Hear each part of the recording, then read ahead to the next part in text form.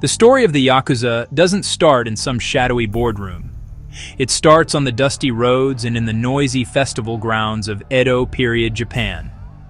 This was a time of strict social order, a world ruled by shoguns and samurai.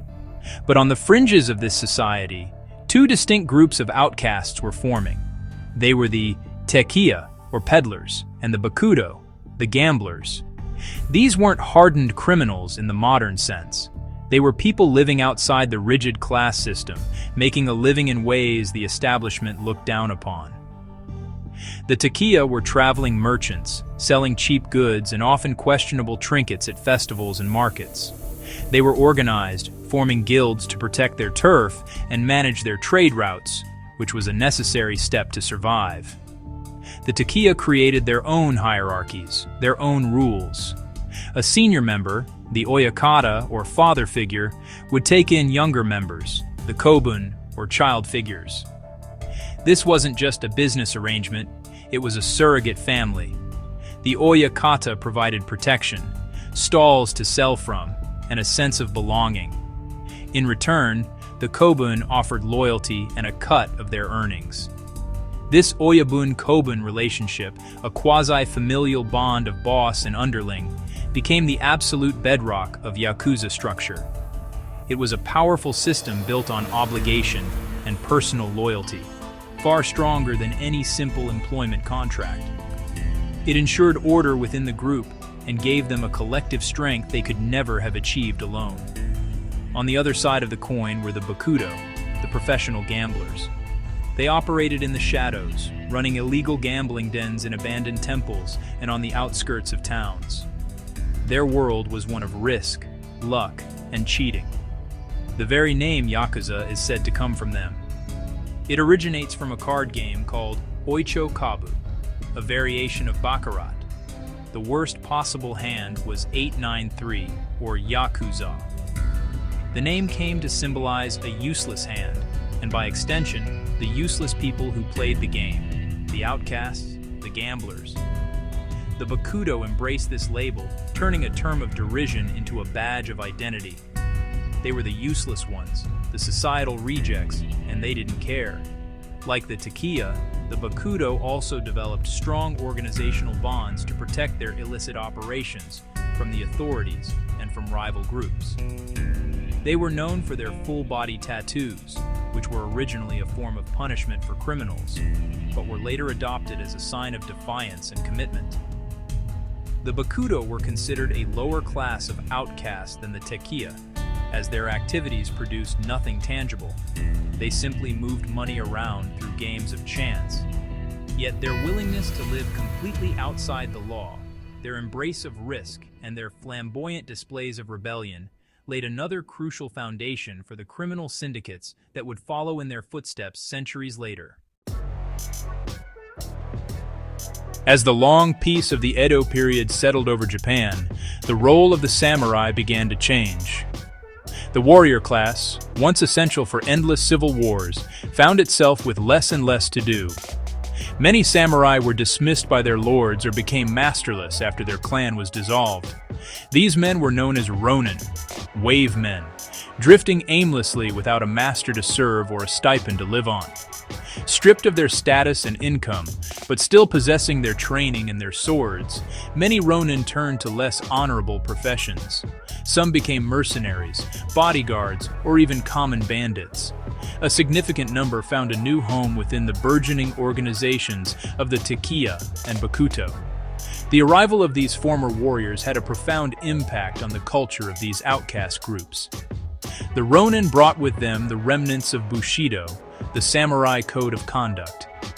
This code emphasized concepts like honor, or jingi, loyalty, or chugi, and a complex web of duties and obligations, known as giri.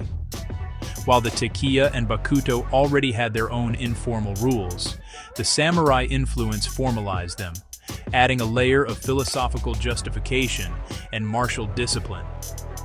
The Yakuza began to see themselves not just as criminals, but as inheritors of a noble, albeit twisted, samurai tradition.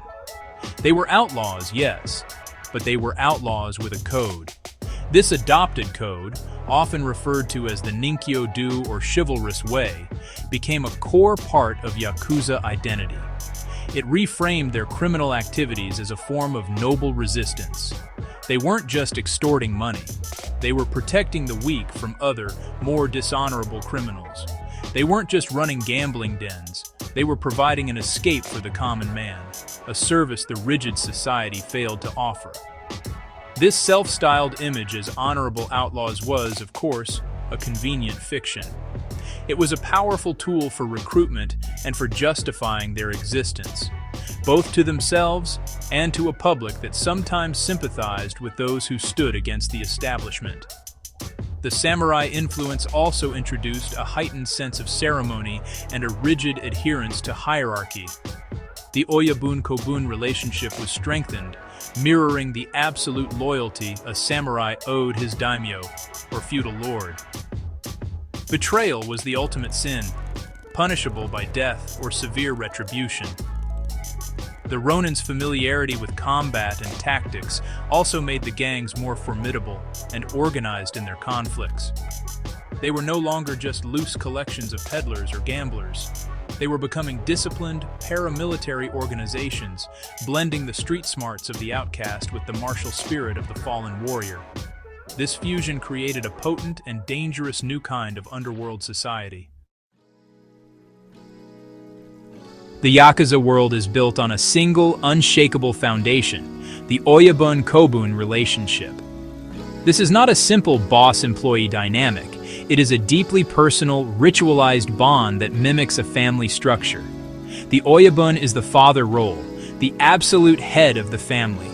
His word is law, and he commands total loyalty and obedience from his followers. In return, he offers protection, guidance, and financial support. His followers, the Kobun or child role, pledge their lives to him. They see each other as brothers, with senior members referred to as Aniki, or big brother, and junior members as a Toto, or little brother. This structure creates an incredibly tight-knit and disciplined organization. This bond is formalized through a solemn ceremony known as Sakazuki Goto. In this ritual, the Oyabun and the new recruit share a cup of sake. The sake is mixed with salt and sometimes fish scales, symbolizing purity and the ocean's bounty. The cups are filled to different levels.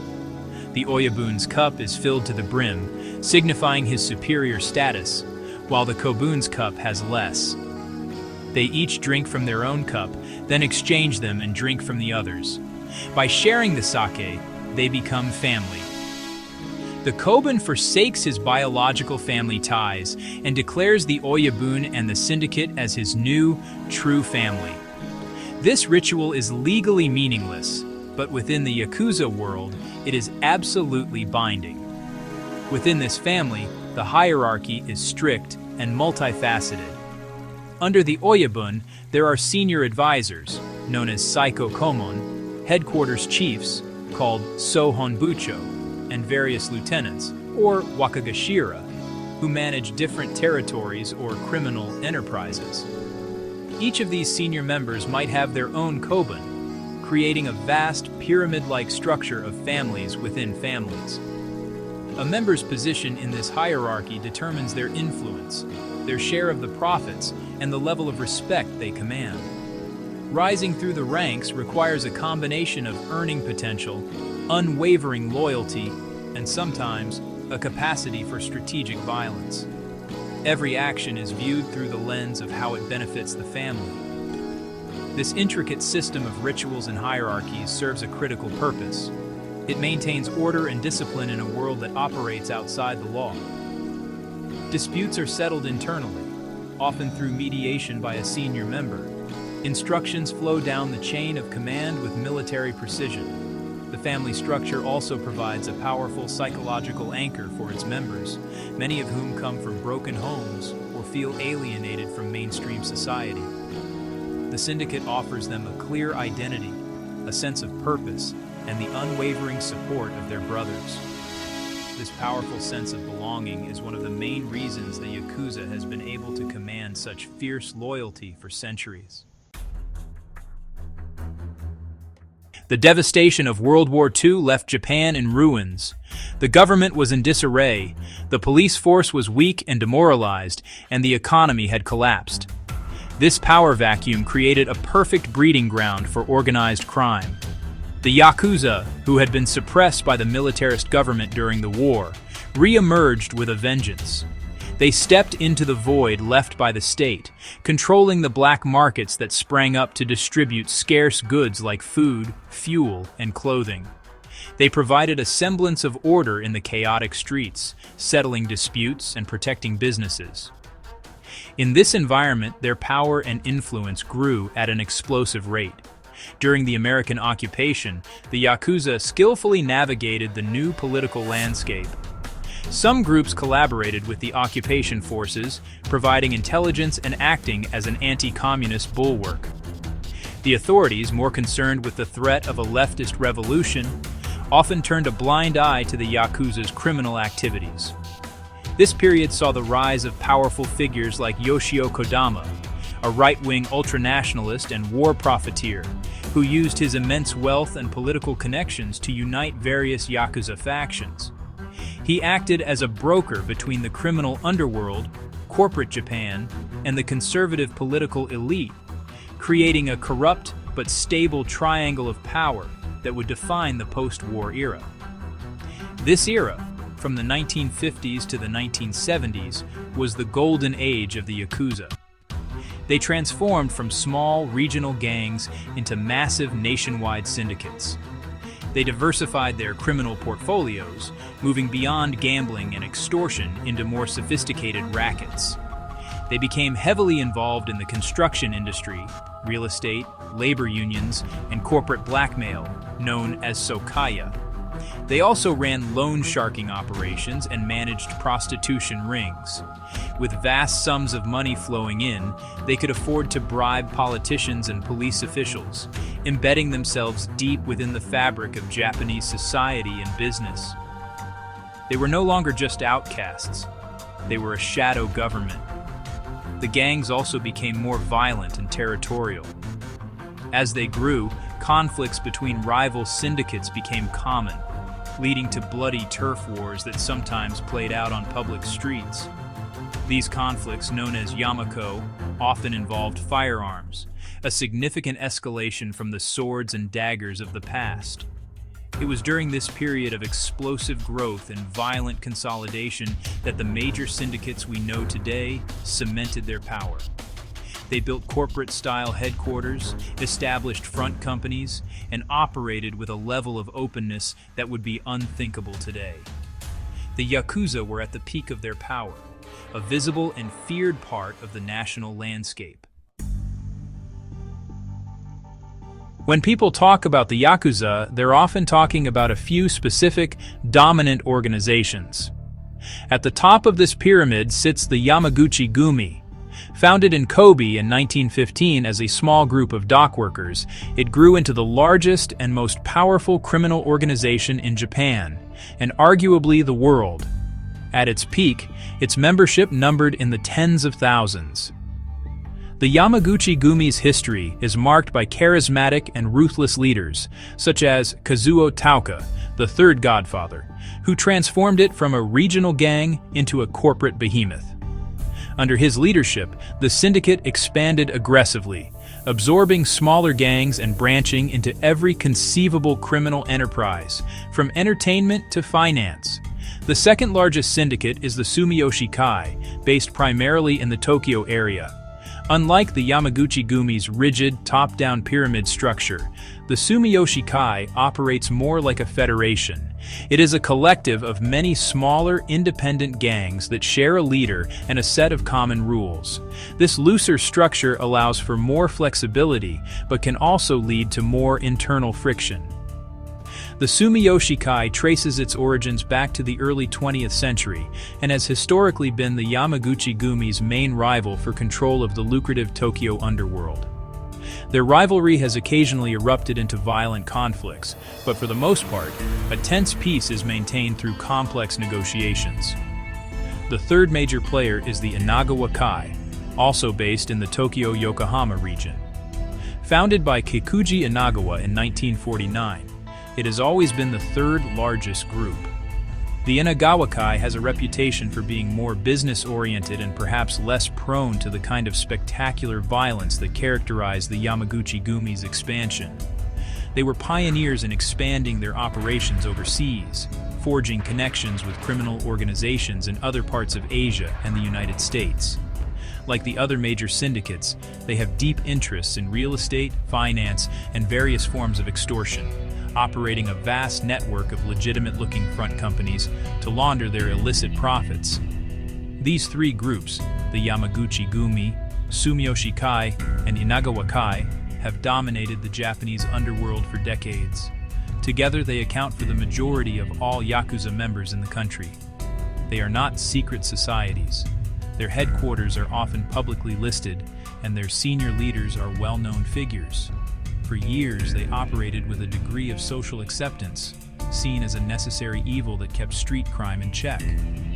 However, this delicate balance of power has been repeatedly shaken by internal splits, most notably the 2015 schism within the Yamaguchi-gumi, which led to the formation of the rival Kobe Yamaguchi-gumi and a new wave of intergang conflict. Nothing is more visually associated with the Yakuza than their tattoos. Known as irizumi, these are not small, discreet designs. They are elaborate, full-body suits of art that can cover the back, chest, arms, and legs. The process is incredibly painful and expensive, done using the traditional tebari method, where the ink is inserted into the skin by hand with a set of sharpened needles attached to a wooden handle. Completing a full suit can take hundreds of hours over several years. This immense commitment of time, money, and endurance is a testament to a member's loyalty and toughness. It's a permanent declaration that one has left conventional society behind for good. The imagery used in irizumi is rich with symbolism, drawn from Japanese folklore, religion, and nature. Dragons represent wisdom, strength, and benevolence. Koi fish swimming upstream symbolize courage and the will to overcome adversity.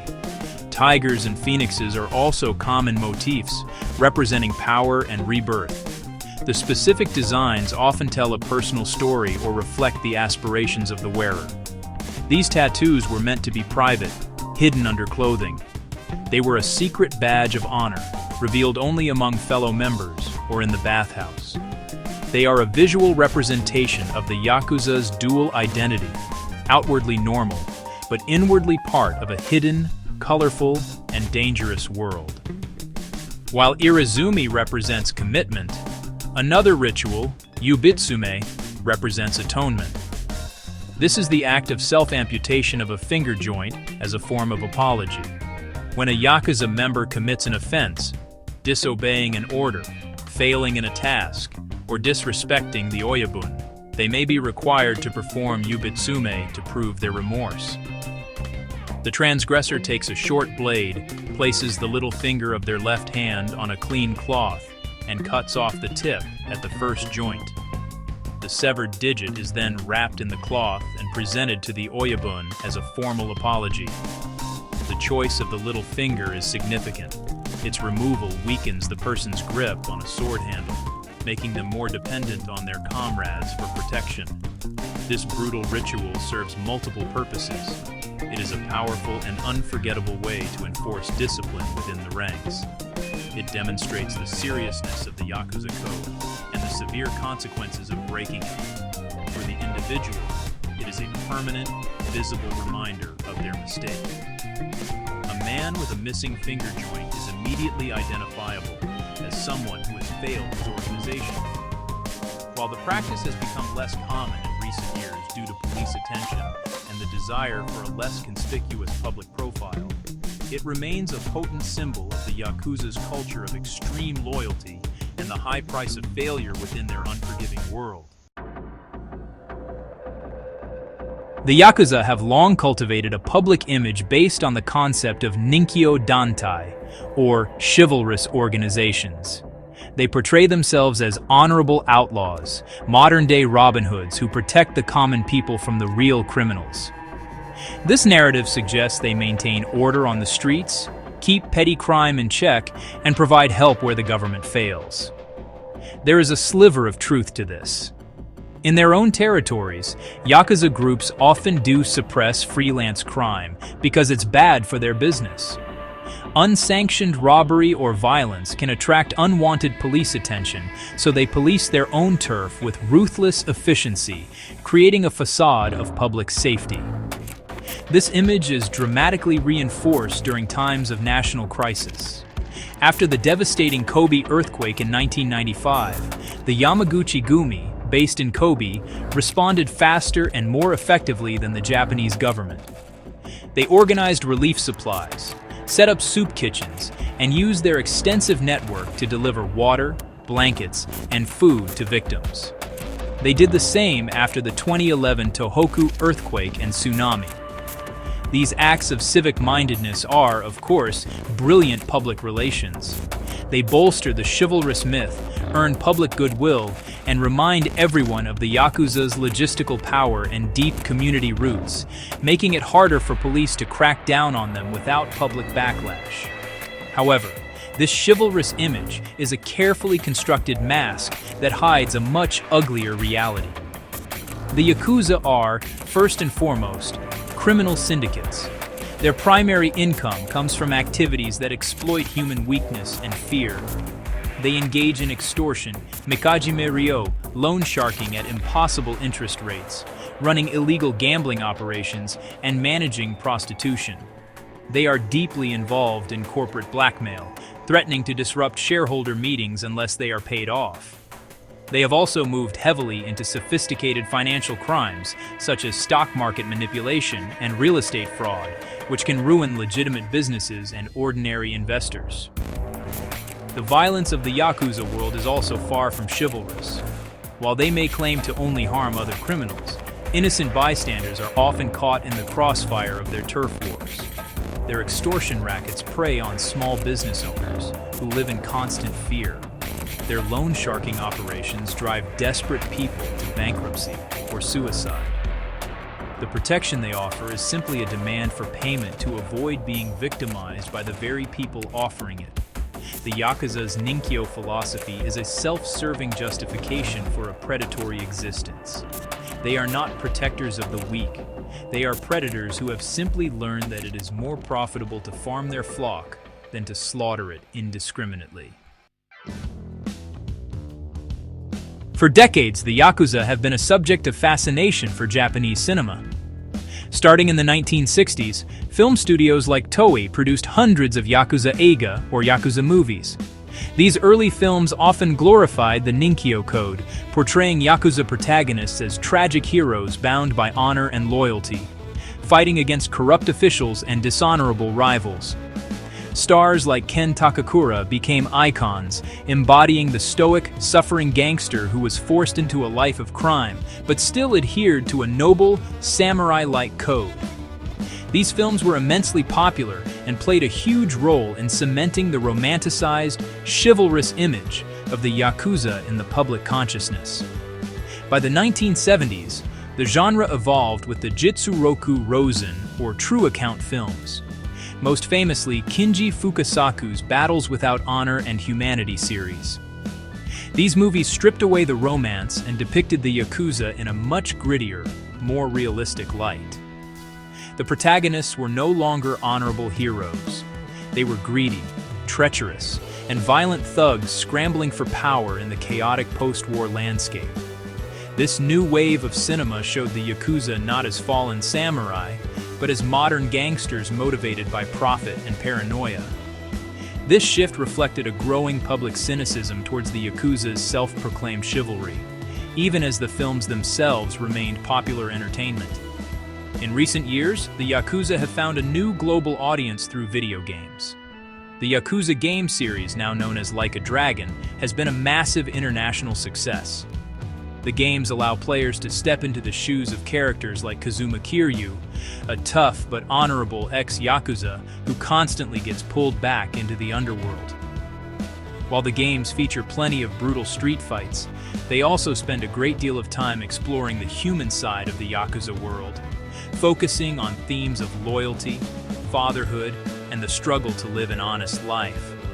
This has introduced a new generation, both in Japan and abroad, to a complex and often romanticized version of Yakuza life. This media portrayal, from classic films to modern video games, has had a profound effect on how the Yakuza are perceived. It has often blurred the line between reality and fiction, making the Syndicate seem more glamorous and principled than they actually are. Western media, in particular, tends to latch on to the most exotic elements: the tattoos, the missing fingers, the samurai code, creating a stylized and sometimes cartoonish image. While this makes for compelling entertainment, it often obscures the mundane and brutal reality of organized crime, the exploitation, the extortion, and the lives ruined for the sake of profit. The celluloid gangster is always more appealing than the real thing. The Yakuza's golden age came to an abrupt end in the early 1990s. Japan's bubble economy had burst, and public patience with the Syndicate's excesses had worn thin. In 1992, the government passed the groundbreaking Anti-Boryakuden Act. This law didn't make being a Yakuza member illegal, but it officially designated the major syndicates as violent groups, or Boryakuden. This gave police the power to crack down on their traditional money-making activities. Extortion, for example, became much harder to get away with. The law made it easier to issue cease and desist orders and hold senior bosses responsible for the actions of their underlings, piercing the veil of plausible deniability they had hidden behind for so long. This was just the beginning. Over the next 2 decades, the laws became progressively tighter. A series of prefectural ordinances were enacted across the country that made it illegal for any business or individual to knowingly do business with a Yakuza member. This meant gangsters could no longer open bank accounts, get credit cards, rent apartments, or even buy a mobile phone in their own name. These exclusion ordinances were designed to socially and economically isolate the Yakuza, cutting them off from the legitimate society they had long exploited. The effect was devastating. Membership numbers, which had been estimated at over 180,000 in the 1960s, began to plummet. The pressure has only intensified in the 21st century. The aging of Japan's population has affected the Yakuza as well. The average member is now over 50 years old, and they are struggling to recruit young people. Today's youth have little interest in the rigid, hierarchical world of the Yakuza, with its low pay for junior members and immense personal risk. The romantic image has faded, replaced by the grim reality of a life with no future. The remaining syndicates are shells of their former selves, with total membership dropping below 25,000 for the first time in recorded history. The era of the swaggering, openly operating gangster is over. In response to this pressure, the Yakuza have been forced to adapt. They have moved deeper into the shadows, focusing on crimes that are harder to trace. They are now more involved in sophisticated financial fraud, cybercrime, and international drug trafficking. They have also started to operate through legitimate front companies or use former members as cutouts to conduct business. A new, less organized type of criminal known as hangure has emerged to fill the vacuum, operating without the traditional codes and hierarchies. The Yakuza still exist, but they are a diminished force. Their cultural influence may linger, but their power on the streets of Japan is a pale shadow of what it once was.